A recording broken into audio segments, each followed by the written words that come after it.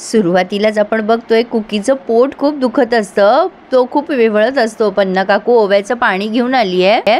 Cookie म्हणतोय नाही ग, कशानेच बरं होणार नाही, खूप पोट दुखतंय. पन्ना काकू म्हणतात मग पाचक करून आणू का तुम्हाला? कुकी म्हणतो नको ग नको, कशाने काहीच होणार नाहीये, मला नाही. पन्ना काकू म्हणते अहो तुम्ही सकाळी बरे होतात, संध्याकाळी काही खाल्लं का अबरचबर? कुकी म्हणतो अगं मी किती हेल्थ कॉन्शियस आहे तुला माहिती आहे ना, फक्त 3 समोसे खाल्लेत मी. याला हेल्थ कॉन्शियस म्हणतात. आता ही पोटदुखी काहीतरी वेगळीच आहे ग पन्ना. तेवढ्यात प्राची येते आणि विचारते काय झालं बाबा? आता पन्ना काकू म्हणते मगासपासून पोट धरून बसलेत, अगं अमेय दादाला आणि शशांकला सांग बरं ना दवाखान्यात न्या. आता प्राची म्हणते काय हो बाबा, तुम्हाला कोणी काही सिक्रेट ठेवायला सांगितलंय का? कुकी म्हणतो अगं असं नको बोलू, सिक्रेट म्हणल्यावर जास्ती दुखतंय ग. प्राची म्हणते बाबा सांगून टाका ना मग काही असेल तर. आता लगेच कुकी म्हणतो हो सांगूनच टाकतो मी तुला.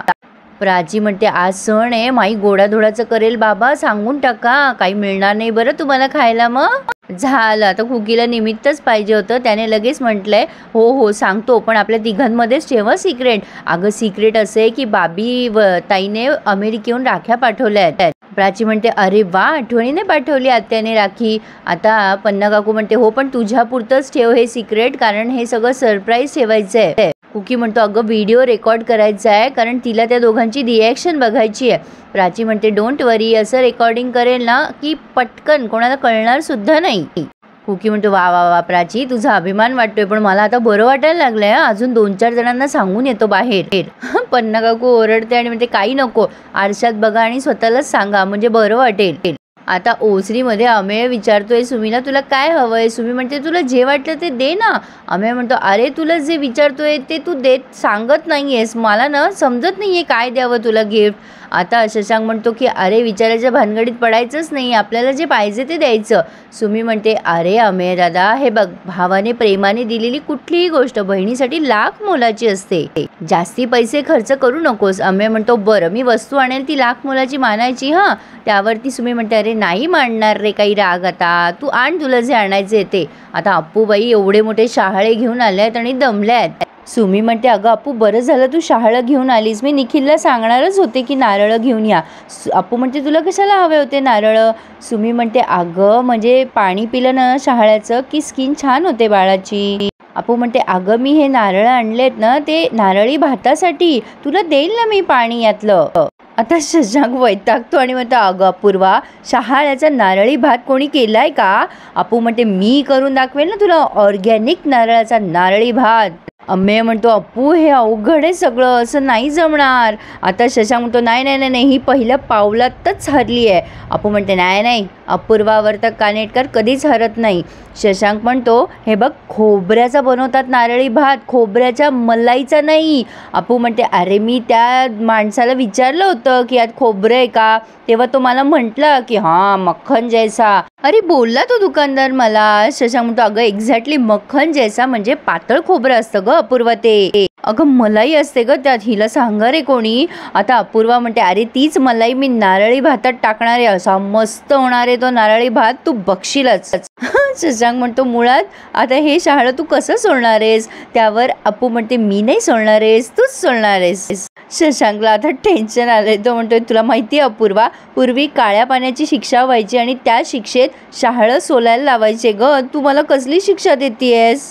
अमेय हसायला लागतो आणि म्हणतो नारळाच्या पाण्याची शिक्षा आहे तुला. आणि आता मात्र शशांक वैतागलाय आणि हे सगळे अप्पूला हसत असतात. तेव्हा अप्पू म्हणते ए खडूस, एवढं काय रे तू असं हे करतोस रे? अरे शिक्षा वगैरे काय म्हणतोयस, आपल्या घरात ते आहे ना ते ज. आता ज म्हणजे कोणाला कळे ना, पण शशांकला अपूर्वाची भाषा कळते. तो म्हणाला ज म्हणजे कोयता म्हणायचंय का तुला? प्रेक्षकांनो मलाही आधी कळलं नव्हतं, पण ज म्हणजे कोयत्याचा आकार जो आहे ना तो ज सारखा असतो, म्हणून ही ज म्हणतीये.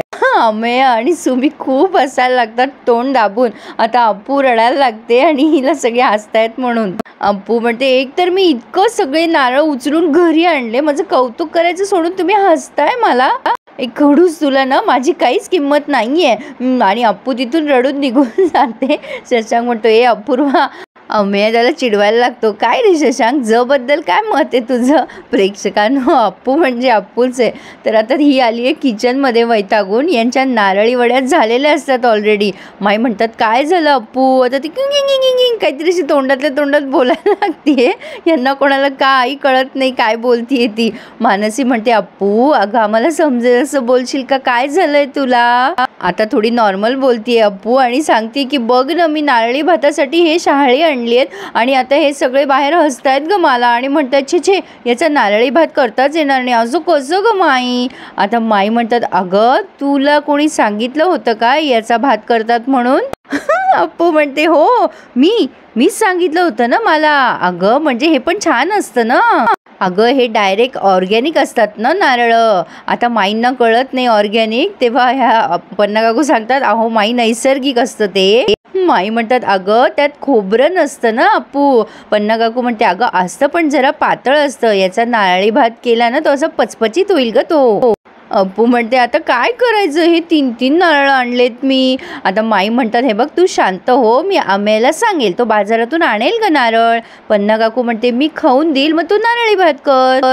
अप्पू म्हणते, अगं असं काय करताय, लंचला खायचं आहे ना, डिनरला नाही. तो कधी आणणार नारळ, मग ते कधी हे करणार तू पन्ना काकू? नाही ते काय नाही, करायचा म्हणजे करायचाच नारळी भात आणि तो मी करणारच. आता प्राची येऊन हसायला लागते अप्पूला. अप्पू अजून वैतागते. ती प्राचीला म्हणते, काय ग प्राची, तुला ना बाहेर लाडक्या खडूसने, तुझ्या भावाने, तुझ्या बहिणीने काही सांगितलंय का तुला ऑर्गॅनिक नारळाबद्दल? प्राची म्हणते, अगं काय म्हणजे किती छान नारळ आणली नाही तू, व्हेरी गुड हा अप्पू.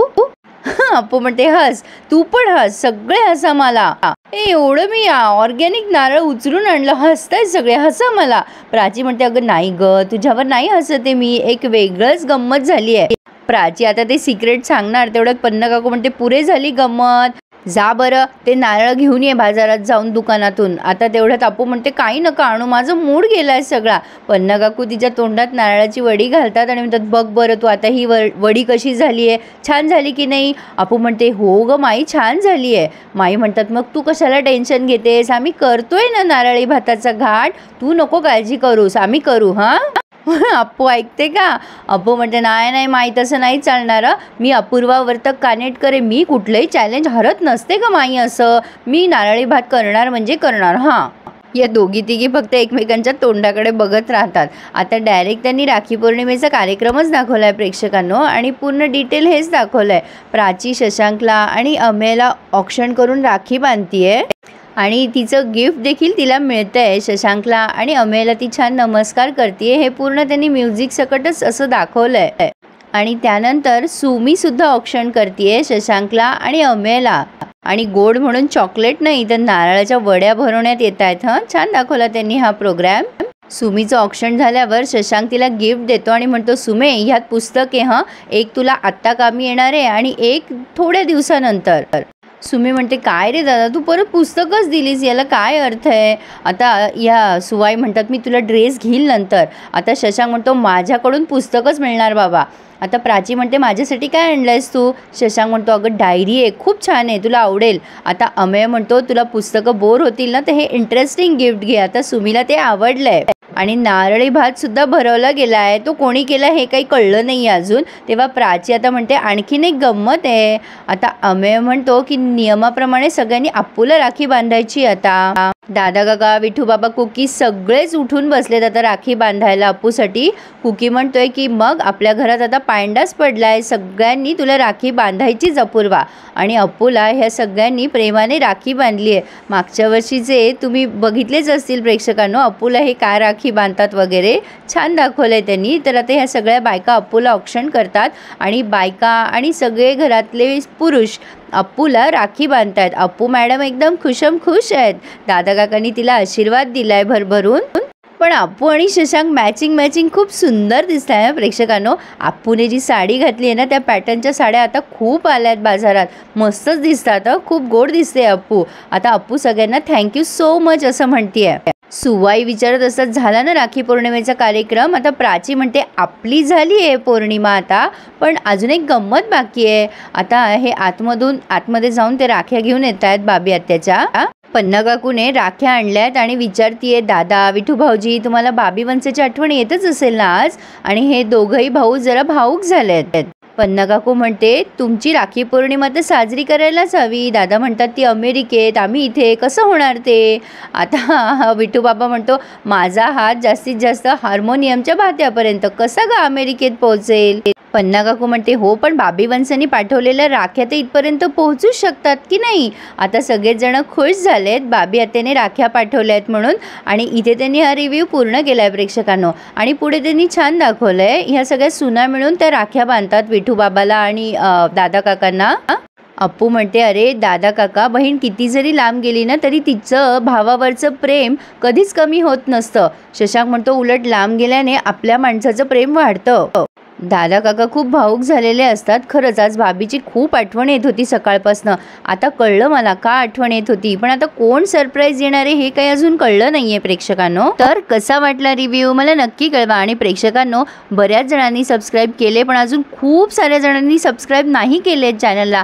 प्लीज प्रेक्षकांनो, चॅनलला सबस्क्राईब करा, म्हणजे तुम्हाला सगळे रिव्ह्यूज छान एन्जॉय करता येतील, त्याचे नोटिफिकेशन पण मिळतील. So please subscribe my channel and enjoy my reviews. Review आवडल्यास लाईक करायला विसरू नका. धन्यवाद.